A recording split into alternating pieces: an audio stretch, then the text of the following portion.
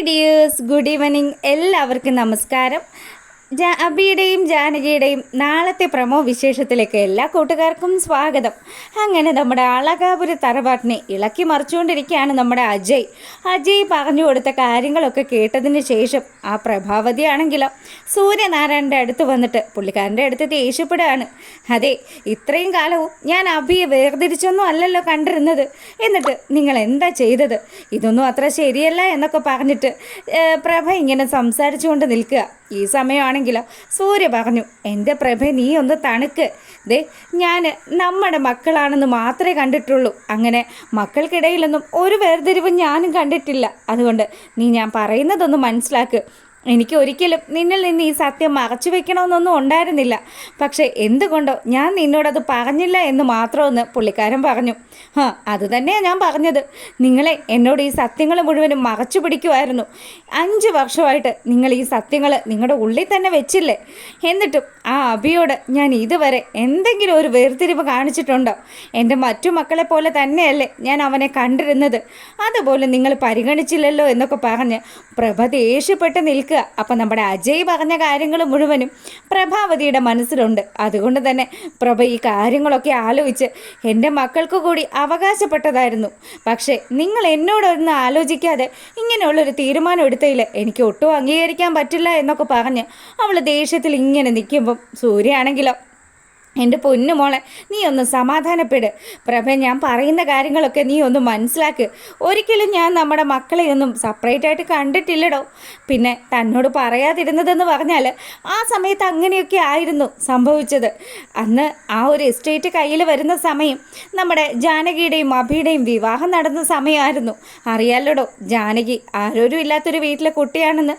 അതുകൊണ്ട് തന്നെ അവളുടെയും കൂടി പേരിലേക്ക് ആ സ്ഥലം എഴുതി വെക്കാമെന്ന് ഞാൻ തീരുമാനിച്ചു. എന്നിട്ട് എന്തുകൊണ്ടാണ് നിങ്ങൾ അതൊന്നും എന്നോട് പറയാതിരുന്നതെന്ന് പ്രഭ വീണ്ടും ചോദിക്കാൻ തുടങ്ങി. അപ്പോഴത്തേക്കിനും സൂര്യ പറഞ്ഞു, പ്രഭേ, അതല്ലേ ഞാൻ നിന്നോട് പറഞ്ഞു വരുന്നത്. ഇപ്പം ആ കാര്യങ്ങൾ നീ ഒന്ന് സമാധാനത്തോടു കൂടി കേൾക്ക്. അന്നത്തെ ആ ഒരു സാഹചര്യത്തിൽ എനിക്ക് നിന്നോടത് പറയാൻ സാധിച്ചില്ല. അതുകൊണ്ട് മാത്രമാണെന്നും പറഞ്ഞ് പുള്ളിക്കാരിയെ ആശ്വസിപ്പിക്കുക. അങ്ങനെ ആ ഒരു സീനിന് ശേഷമാണെങ്കിലോ നമ്മുടെ അഭിയും അതുപോലെ ജാനകിയും കൂടി തന്ത്രത്തിലാണ് എല്ലാം കയ്യിലാക്കിയതെന്നും പറഞ്ഞുകൊണ്ട് അപർണയാണെങ്കിലോ അജയ്യെ കുത്തിത്തിരിപ്പിന് ശ്രമിക്കുകയാണ്. അപ്പം അജയ്ക്കും അറിയാം അപർണ എന്ന് പറയുന്ന വിഷവിത്തിനോട് എന്തെങ്കിലും കാര്യങ്ങളൊക്കെ പറഞ്ഞ് ഈ അളകാപുരി തറവാട്ടിലൊരു പൊട്ടിത്തെറി ഉണ്ടാക്കിയാൽ ഏറ്റവും അധികം ഗുണം ചെയ്യുന്നത് തനിക്ക് തന്നെയായിരിക്കും. താൻ ആഗ്രഹിക്കുന്ന സ്വത്തുക്കൾ തൻ്റെ കാൽക്കീഴിൽ വന്ന് വീഴും എന്നുള്ള ഒരു കാൽക്കുലേഷനിൽ അജയ് നേരെ പോയി അപർണയുടെ അടുത്ത് സംസാരിച്ചു. അല്ല അപർണയ്ക്ക് എവിടെ നിന്നാണ് അച്ഛൻ അങ്ങനെ ഒരു എഗ്രിമെൻറ്റ് ചെയ്തതിൻ്റെ രേഖകൾ കിട്ടിയതെന്ന് ചോദിച്ചു. അതെ, ഞാൻ ആരാണെന്ന് നിങ്ങൾക്കറിയാമല്ലോ. തമ്പിയുടെ മോളാണ്. തമ്പി എന്ന് പറഞ്ഞാലേ നിങ്ങളുടെ അച്ഛൻ പണ്ട് ചതിച്ച തമ്പി. ആ തമ്പിയുടെ മോളായിട്ടുള്ള ഞാൻ എന്ത് കാര്യങ്ങളും കണ്ടെത്തുമെന്ന് എന്താ അജയ് ഓർക്കാത്തത്? അജയ് വിചാരിച്ചു വെച്ചിരിക്കുന്നത് ഞാൻ പഴയ കാര്യങ്ങളൊക്കെ മറന്നിട്ട് ഈ അളകാപുരി തറവാട്ടിൽ നല്ല മരുമകളായിട്ട് ജീവിക്കാൻ തുടങ്ങിയെന്നാണോ? എന്നാൽ തെറ്റിപ്പോയിട്ടോ. ഞാൻ പല കാര്യങ്ങളും എൻ്റെ മനസ്സിലിട്ട് നീട്ടി തന്നെയാണ് ഇവിടെ നിൽക്കുന്നത്. അങ്ങനെ ഇവരുടെ ഈ ഒരു സംസാരമൊക്കെ കേട്ട് നമ്മുടെ നിരഞ്ജന അവിടെ ഇങ്ങനെ നിൽക്കുക. എൻ്റെ അജയ്, എനിക്ക് പറയാനുള്ളതേ, ജാനകിയും അഭിയും കൂടി തന്ത്രത്തിൽ അച്ഛനെ സോപ്പിട്ട് ഇത് മുഴുവനും കൈക്കലാക്കും. അങ്ങനെയുള്ളൊരവസ്ഥ വന്നു കഴിഞ്ഞാൽ അറിയാലോ, ഞങ്ങൾക്ക് ആ ഓഫീസെങ്കിലും ഉണ്ട്. പക്ഷേ മൊത്തത്തിൽ പെട്ടുപോവുക നിരഞ്ജനയും അതുപോലെ തന്നെ അജയും ആയിരിക്കുമെന്ന് അപർണ പറഞ്ഞു. ഈ അപർണയുടെ സംസാരമൊക്കെ കേട്ട് കഴിയുമ്പോൾ ഞാൻ അമ്മയോടൊരു കാര്യം സംസാരിച്ചിട്ടുണ്ട്. എന്തായാലും അച്ഛൻ്റെ മനസ്സെന്താണെന്ന് അമ്മ പോയി സംസാരിച്ചിട്ട് വരട്ടെ, അതിനുശേഷം നമുക്ക് ആലോചിക്കാം എന്താ ചെയ്യേണ്ടതെന്നൊക്കെ പറഞ്ഞ് നമ്മുടെ അജയ് അപർണയെ സമാധാനിപ്പിക്കുക. അപ്പോൾ അപർണ പറഞ്ഞു, ഇതിനെനിക്ക് ആരുടെയും സഹായമൊന്നും ആവശ്യമില്ല. എന്തായാലും എല്ലാ കാര്യങ്ങളും ഞാനും എൻ്റെ അച്ഛനും ചേർന്ന് പ്ലാൻ ചെയ്തു വെച്ചിരിക്കുകയാണെന്ന് പറഞ്ഞു. അങ്ങനെ ആ ഒരു സീൻ കഴിയുമ്പോൾ നമ്മുടെ ജാനകിയും അതുപോലെ തന്നെ അഭിയും കൂടി സംസാരിക്കുക. ലച്ചുവിനെ ഈ വീട്ടിലേക്ക് കൊണ്ടുവന്നതൊന്നും അവർക്കാർക്കും ഇഷ്ടപ്പെട്ടിട്ടില്ലല്ലോ അഭിയേട്ട. ഇനി നമ്മൾ എന്താ ചെയ്യുന്നത്? ലച്ചുവിനെ എങ്ങോട്ടെങ്കിലും മാറ്റി നിർത്തേണ്ടി വരുമോ? എടോ, അതിലും വലിയൊരു പ്രശ്നമാണോ നമ്മളിപ്പോൾ തരണം ചെയ്യേണ്ടത്?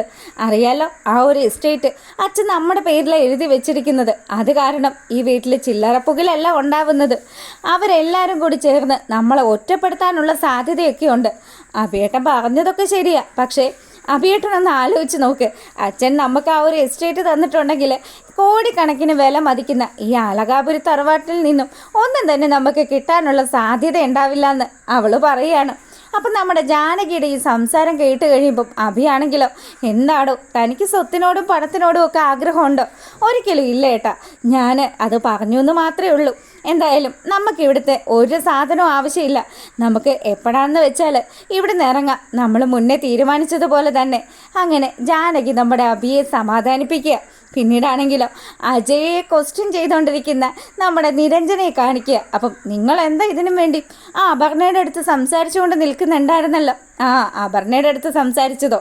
അത് തമ്പിക്കും മോൾക്കും എവിടുന്ന ഈ രേഖകൾ കിട്ടിയതെന്നൊക്കെ ചോദിക്കുമായിരുന്നു. അവളൊന്നും വിട്ടൊന്നും പറയില്ല. അവൾ ആരാ മോള്? അവളുടെ അച്ഛൻ നിൻ്റെ അച്ഛനെ വിളിച്ച് ഈ വിവരങ്ങളൊക്കെ അറിയിച്ചിട്ടുണ്ട്. എന്തിനാ അജയ്, നമുക്ക് എന്തിനാ ഈ സ്വത്തൊക്കെ? നമുക്കുള്ള സ്വത്ത് നമ്മുടെ സ്നേഹവും അതുപോലെ തന്നെ നിനക്ക് കഴിയാനുള്ളത് നീ തന്നെ സമ്പാദിക്കുന്നില്ലേ? പിന്നെ എന്തിനാ നീ ഇങ്ങനെ അച്ഛൻ്റെ സ്വത്തിന് വേണ്ടി ആഗ്രഹിക്കുന്നത്? മോളെ നിരഞ്ജനെ, നീ എന്താ ഈ അജയെക്കുറിച്ച് വിചാരിച്ചിരിക്കുന്നത്? ഞാനുണ്ടല്ലോ, അച്ഛൻ്റെ ഈ ഒരു സ്വത്ത് അത് മറ്റാർക്കും വിട്ടുകൊടുക്കാൻ തയ്യാറല്ല. അജയ് ഒരു തീരുമാനം എടുത്തു കഴിഞ്ഞാൽ ആ തീരുമാനത്തിൽ നിന്നും അജയെ പിന്മാറ്റാനായിട്ട് ആർക്കും സാധിക്കില്ല എന്നൊക്കെ പറഞ്ഞ് ഇവൻ വലിയ ഡയലോഗ് അടിക്കുക. അപ്പം ഇതൊക്കെ കേട്ട് നമ്മുടെ നിരഞ്ജന പകച്ചു നിൽക്കുന്നതൊക്കെ കാണിക്കുക. അവൾക്കറിയില്ല എന്താ ചെയ്യേണ്ടത്. ഇവൻ്റെ ഈ ഒരു ഉള്ളിലിരിപ്പൊക്കെ കേൾക്കുമ്പം ശരിക്കും പകച്ചുപോയ നമ്മുടെ നിരഞ്ജനയെ കാണിച്ചുകൊണ്ടാണ് നാളത്തെ പ്രമോ വിശേഷം അവസാനിക്കുന്നത്. അപ്പോൾ എന്തായാലും തുഷ്ടലാക്കോടുകൂടി അജയും അതുപോലെ തന്നെ അപർണയും ചേർന്ന് ആ അളകാപുരി തറവാട്ടിലുള്ളവരെയൊക്കെ തമ്മി തല്ലിക്കാനുള്ള ചില ചരടുവലികളൊക്കെ നടത്തുന്നതും ഒക്കെ കാണിച്ചുകൊണ്ടാണ് നാളത്തെ വിശേഷം അവസാനിക്കുന്നത്. അപ്പോൾ എപ്പോഴും പറയുന്നത് പോലെ തന്നെ ആദ്യമായിട്ട് കാണുന്ന കൂട്ടുകാരൊക്കെ ആണെങ്കിൽ നിങ്ങൾക്ക് ഇഷ്ടപ്പെട്ട് കഴിഞ്ഞാൽ ലൈക്ക് ചെയ്യാൻ മറക്കരുത് കേട്ടോ.